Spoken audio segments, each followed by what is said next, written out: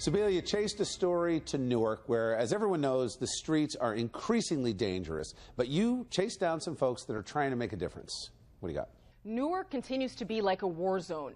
I met up with Tyrone Barnes. He's known on the streets of Newark as street counselor. And he told me his story as we're walking down Leslie Street, one of the most dangerous neighborhoods in Newark, where most of the shootings and murders take place. My background is that I went inside the penitentiary at 1993 at the age of 18 years old, being a follower.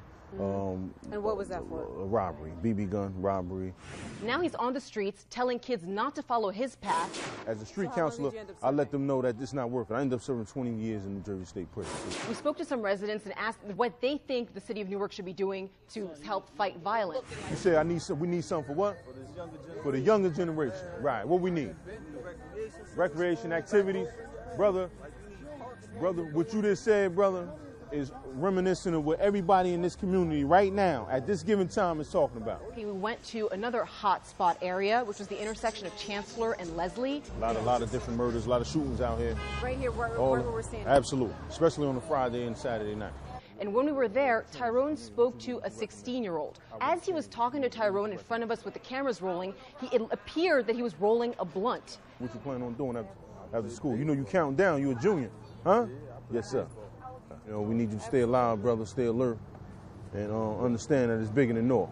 I asked him, what did you get from that conversation? Saw a lot in his eyes. Saw that he was hurting, you know, he had a lot of pain in him. He was but he was protected also by a code of silence.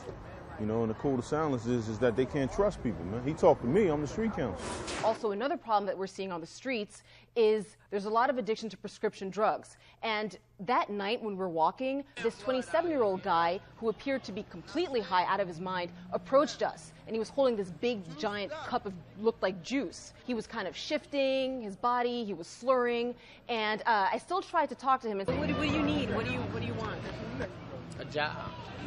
A job? Where do you even get it? Oh no. When I was speaking to street counselor and the other people who were a part of this anti-violence coalition, they said that it's not juice that he has in his cup. It's actually prescription cough syrup. And that's become a very popular street drug that a lot of people have been getting high on. They don't engage the youth. Nobody engages the youth, man. The only time they engage the youth is when they putting shackles on them or they sending them up to State Highway into a prison cell. Part of the problem I see, and I don't know what you guys think, but you've got this movement that really highlights and scrutinizes the police as if the problem is the police are too harsh. The police shouldn't be profiling. The police are the problem, whereas you've got a complete breakdown in the community. I mean, I don't know that police interaction solves that problem. It's not the police officer's responsibility to raise that child. You know, you have parents here that don't take responsibility. You have a community that should exist and be in place to help these kids not end up like the 27-year-old that you bumped into. There's a lot of missing pieces here. I think what this man is doing is great that he's going out there, but to point the finger at the cops for not, you know, interacting day to day, I think that's missing a bigger problem. Well, let's face it, if the police walk down the street and he's rolling a marijuana cigarette, he's going to get arrested. And then you're going to have two sides of that issue, and so many fingers will be pointing at the police, but they're just doing the job enforcing the law. You need a much bigger problem. Anyway, thanks, Sibylla.